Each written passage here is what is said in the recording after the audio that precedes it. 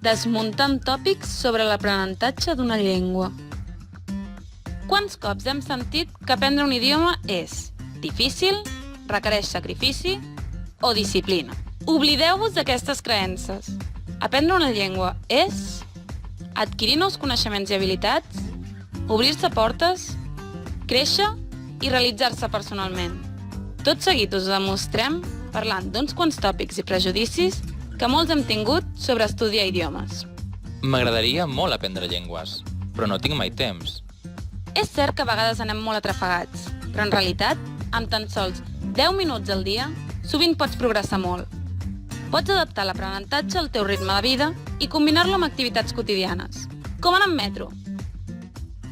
D'acord, però és que, a més, aprendre llengües no és el meu fort. Sabies que, com més experiència tinguis aprenent llengües, més fàcil et resultarà? Per tant, el primer pas és posar-t'hi.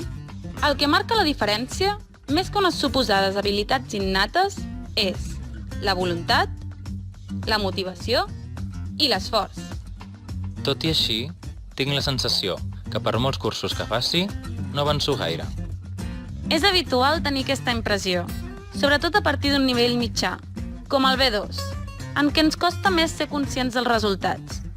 Però això no vol dir que els progressos no hi siguin. Sí, però també crec que aprendre llengües no fa falta, perquè amb l'anglès ja vas a tot arreu.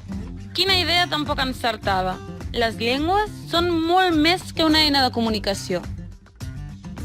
Són el vehicle cultural per excel·lència, tot un món per descobrir.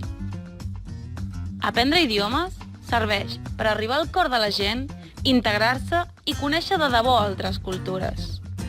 D'acord, però, tot i així, hi ha llengües que són massa difícils, impossibles d'aprendre. No hi ha llengües fàcils o difícils. Tot depèn de quina sigui la teva llengua pròpia. Per exemple, l'italià serà més fàcil per un catalanoparlant que per un danès. Tots dos l'acabaran aprenent, encara que un li sigui més fàcil que a l'altre.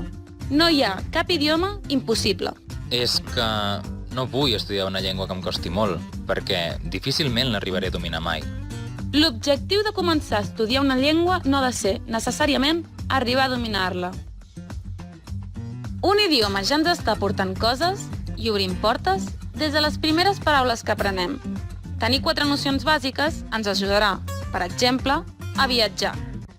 Qualsevol nivell que assolim serà enriquidor, perquè ens permetrà comprendre altres cultures, ens obrirà la ment i ens despertarà la curiositat. L'única manera d'aprendre un idioma és anar a classes o anar a l'estranger, oi? El primer que ens passa pel cap quan volem aprendre un idioma és apuntar-nos a un curs, i és una bona opció, però no és l'única. També podem aprendre pel nostre compte o combinar les dues coses, anar a classes i reforçar-ho amb un treball autònom. I si a més anem a l'estranger, tot això que tenim guanyat. Però aprendre llengües per compte propi és molt solitari. Avui dia això ja no és així. Hi ha moltes maneres de fer-ho amb més gent.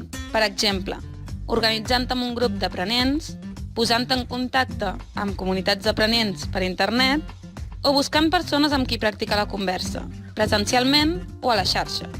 Segur que trobes alguna opció que et vagi bé. D'acord, m'has convençut. M'hi posaré. Suposo que per aprendre una llengua he de treballar sobretot la gramàtica.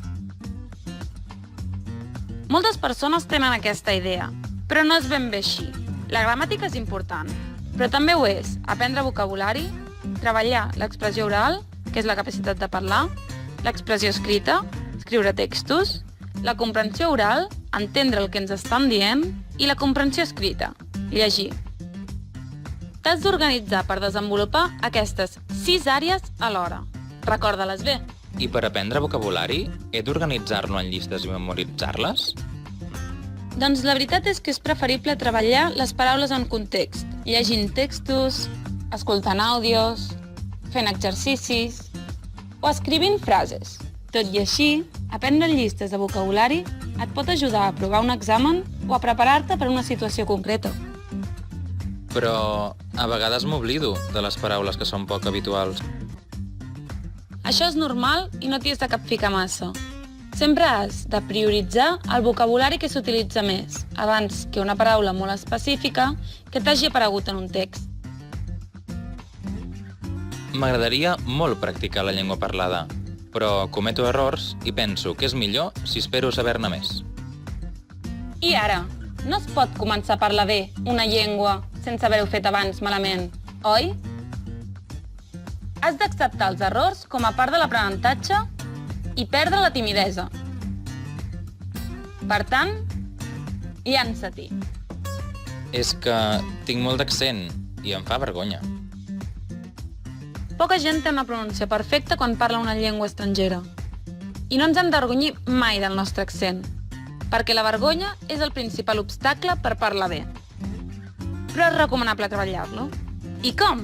Una bona manera és, senzillament, imitar. Per exemple, agafa un vídeo on parli un nadiu, reprodueix frases aïllades, fixa't ben la pronúncia i l'entonació i repeteix-la uns quants cops. El secret és fer-ho sovint, només 2 o 3 minuts, però cada dia. Quan llegeixo en la llengua que estic aprenent, cal que busqui el diccionari totes les paraules que no conegui? De fet, no. També és important adquirir l'habilitat d'endevinar el significat d'algunes paraules pel context. A més, si en busques massa, la lectura podria fer-se una mica pesada. Per això és millor si cerques només les paraules que siguin importants per entendre el text, o senzillament que et cridin l'atenció. Em desanimo, perquè algunes coses em costen.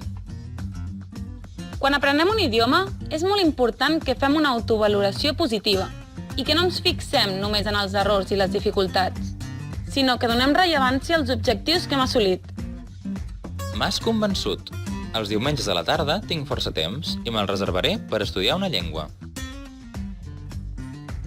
Molt bé, però pensa que l'aprenentatge d'un idioma és més eficaç si es fa amb freqüència. Quants cops hem sentit que és millor fer una mica d'esport cada dia? Doncs amb les llengües passa el mateix. És millor estudiar 10 minuts cada dia que posar-s'hi una tarda sencera a la setmana. D'acord. I és cert que per aprendre una llengua cal practicar molt? Totalment cert. Com més, millor. És recomanable que intentis organitzar-te el temps per aprofitar-lo al màxim i que et reservis estones per gaudir amb l'idioma, mirant pel·lícules, escoltant cançons, llegint coses que t'agradin o xatejant amb algú. Doncs moltes gràcies. Miraré de posar-me objectius realistes. És clar que sí, ens hem de posar objectius realistes per avançar. No podem intentar aprendre un idioma amb presses. Hem d'estar satisfets dels progressos que fem tant si hem pogut avançar molt com si no. Així doncs, et deixaràs influir pels tòpics? Què esperes per començar a aprendre una llengua? A la descripció que hi ha sota d'aquest vídeo hi trobaràs recursos per fer-ho de manera gratuïta. Els hem elaborat des de la Universitat de Barcelona.